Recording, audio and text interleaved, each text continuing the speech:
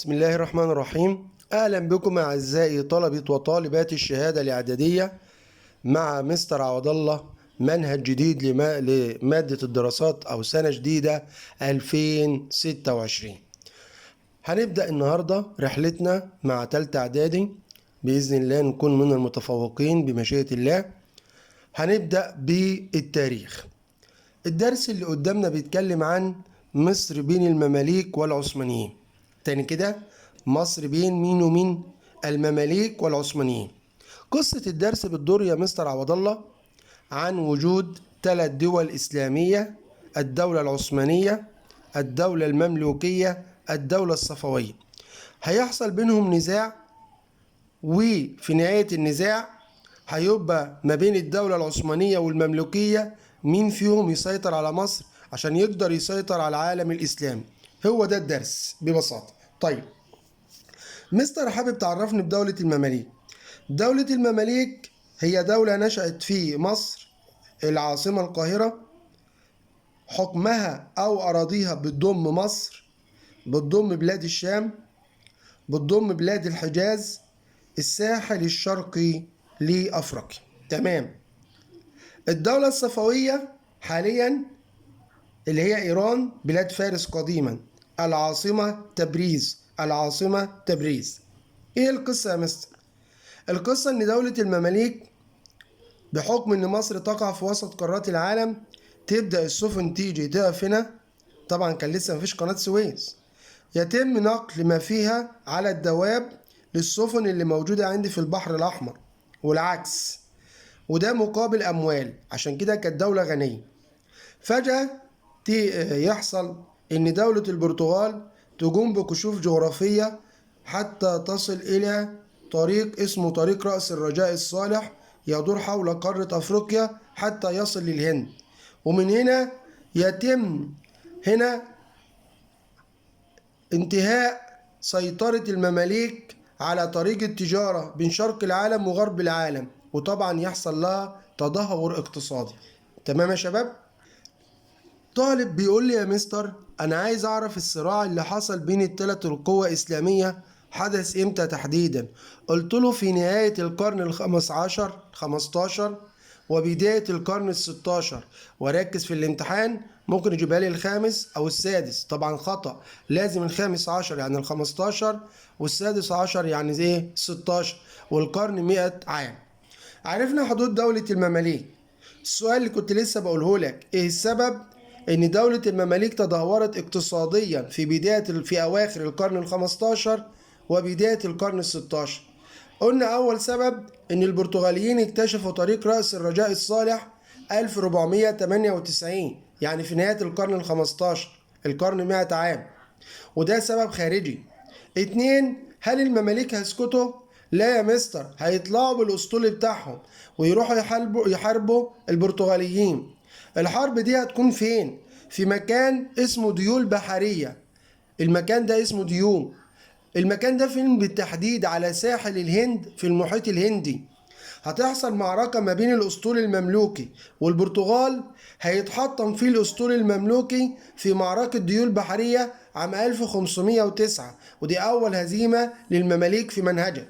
يبقى ده سبب التدهور الاقتصادي. سبب خارجي، اكتشاف البرتغاليين طريق رأس الرجاء الصالح. سبب داخلي، تحطم الأسطول المملوكي في معركة ديول بحرية. البيت أو البلد لما يحصل لها تدهور اقتصادي، إما إنه يكونوا أصحاب البيت أو البلد متماسكين، أو يحصل إن كل واحد فيهم يفكر إزاي يمتلك اللي موجود بدل ما يحصل له فقر. فيحصل هنا تدهور سياسي، عدم تماسك ما بين حكام الدولة المسؤولين عن الدولة. طب ليه؟ لأن كل واحد فيهم بيتصارع مع التاني على الحكم، مفيش وحدة. باين يحصل كل شوية بينهم فتن، دي يقع في ده وده يقع في ده. 3. مفيش وجود أي أمن ولا استقرار. يبقى السبب التدهور السياسي، الصراع المستمر بين المماليك على الحكم، عدم وجود أمن، وكثرة الفتن. طالما أنت ما عندكش اقتصاد ولا عندك تماسك سياسي حكم، إذا أنت ضعيف عسكريا، فده سبب ضعف المماليك. الدولة الصفوية يا مستر عاصمتها تبريز. تمام.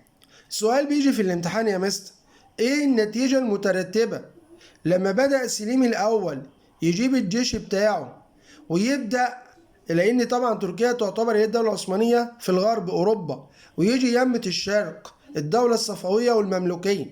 النتيجة المترتبة لما سليم بدأ يجي في القرن السادس عشر، قدر ان هو يهزم الدولة الصفوية في معركة اسمها جلديران. يبقى مين اللي هزم الدولة الصفوية؟ سليم الأول في معركة جلديران.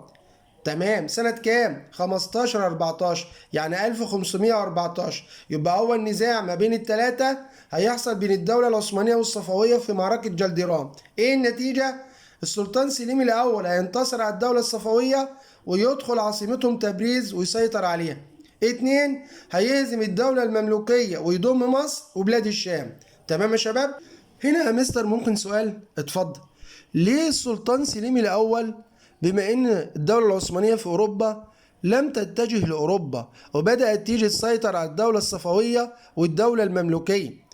المستر قال لي ان هنا سليم ادرك خطورة ان هو يحارب اوروبا بسبب تفوقها الحضاري العلمي والعسكري، مش هيسلك معاهم. اتنين، ان سليم عنده هدف اسمى او عنده عامل رئيسي، اللي هو ايه؟ ان هو يسيطر على مصر قلب العالم الاسلامي ويوسع الحكم بتاعه ودولته. يبقى السبب ان سليم اجى يضم مصر وبلاد الشام ان هو خايف يتصطدم باوروبا بسبب انها متقدمه حضاريا وعسكريا، وان هو عنده حلم ان هو يوسع اراضيه ويضم دوله المماليك وبالتحديد مصر التي تمثل قلب العالم الاسلامي. ده الهدف الاسمى ليه كانت مصر. بعد كده تسال نفسك سؤال: انا دولة عثمانية مسلمة، الدولة المملوكية مسلمة، طب أنا إزاي أحاربها؟ الشعب بتاعي يقول إيه؟ يبدأ سليم يفكر في حاجة، اللي هي أدي الدولة العثمانية ودي كلها أملاك الدولة المملوكية. فيبدأ يقول لهم إن ذي القادر ده إيه؟ بص حتة هنا اسمها إمارة ذي القادر تبع المماليك. يقول لهم لا ده تاريخيا تبع الدولة العثمانية. المماليك يقولوا لا ده تبعنا.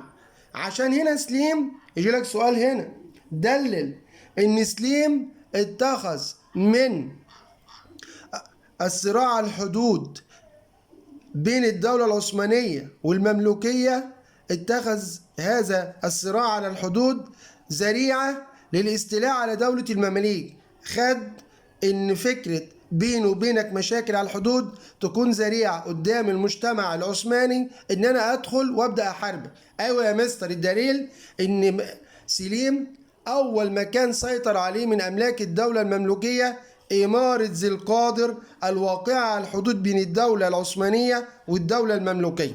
تمام. طب هل الدولة المملوكية هتسكت؟ لا يا مستر، اللي كان بيحكم المماليك ساعتها واحد اسمه ايه يا ولاد؟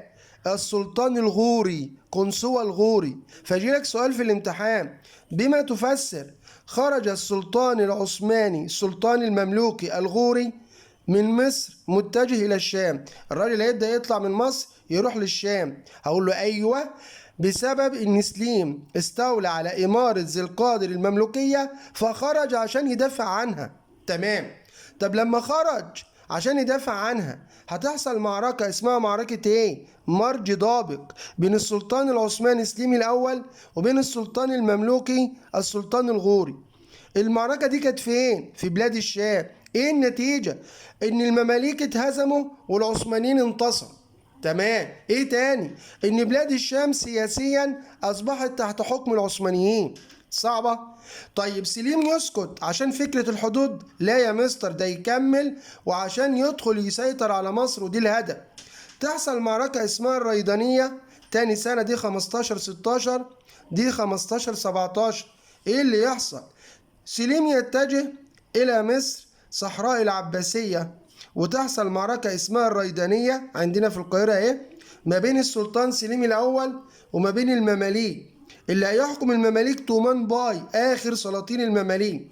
النتيجة السلطان المملوك هيتهزم ويسيطروا على القاهرة العثمانيين وتصبح مصر مجرد ولاية عثمانية.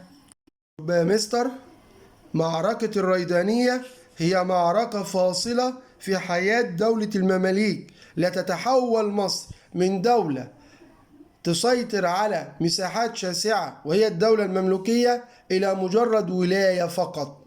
طيب أنا عايز أسأل سؤال، إيه سبب هزيمة الجيش المملوكي؟ ليه المماليك اتهزموا؟ سواء في معركة ديول بحرية أو معركة مرج ضابق أو معركة الريدانية. المستر قال لي بسبب عدم الاستقرار الداخلي. 2 إن هم كانوا ضعاف عسكريا والعثمانيين أقوياء. تخيل إن المماليك كانوا بيحاربوا بالسيف والحصان، أما الدولة العثمانية كانت بتحارب بالمدافع والبنادق. يبقى هنا يجيلي السؤال، اتفضل، سبب هزيمة المماليك في مرج ضابق والريدانية أمام العثمانيين عدم الاستقرار والصراع الداخلي، التفوق العسكري للدولة العثمانية. فجيلي سؤال تاني دلل على صحة العبارة، الاتحاد قوة لا تنطبق على المماليك في القرن ال16. فعلا أقول له حيث انهزم المماليك بسبب عدم الاستقرار الداخلي والصراع على السلطة. طب ماذا يحدث إذا كان المماليك يتميزوا بالاستقرار والتماسك والقوة العسكرية؟ لم يهزموا في مرج ضابق ولا الريدانية وتظل مصر تحت حكم المماليك. طيب ايه النتيجة يا مستر؟ ايه النتيجة المترتبة على هزيمة المماليك؟ يعني ايه اللي حصل لما المماليك اتهزموا امام العثمانيين؟ بص يا سيدي، بدل ما مصر كانت تحت حكم المماليك هتنتقل لحكم الدولة العثمانية، يبقى تحولت مصر من دولة مملوكية إلى دولة عثمانية. 2 اللي كان بيحكم مصر يعتبر هو خليفة المسلمين، هو المسؤول عنهم دينيا، هو المسؤول عنهم سياسيا، هو المسؤول عنهم في كل حاجة.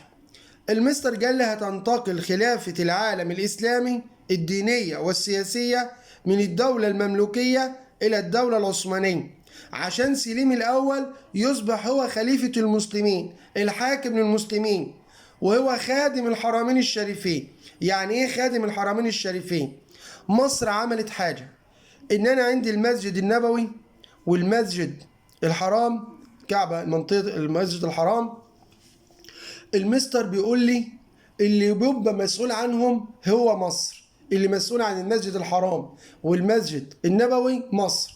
فحاكم مصر يطلق عليه خادم الحرمين الشريفين وهو المسؤول عن المسلمين، فتتحول اللقب ده من المماليك للعثمانيين. 3 كده الدولة العثمانية هتسيطر على الجزء اللي في الجناح الآسيوي من الدول العربية والجزء اللي في الجناح الافريقي. يبقى النتيجة اللي ترتبت على هزيمة الجيوش المملوكية، مصر هتتحول من دولة كانت دولة عظيمة هي الدولة المملوكية دولة مستقلة إلى مجرد ولاية تبع العثمانيين. خليفة المسلمين بدل ما كان من الدولة المملوكية هيصبح خليفة المسلمين اللي مسؤول عن حكم البلاد سياسيا والدين، هيصبح هو سليم الأول. هيسيطروا على الجناح العربي الأفريقي والجناح الآسيوي للدولة العثمانية، 22 دولة عربية. تمام يا شباب؟ ده اللي تم شرحه النهاردة بفضل من الله تعالى. اللهم وفقنا وارزقنا التوفيق والسداد يا رب العالمين.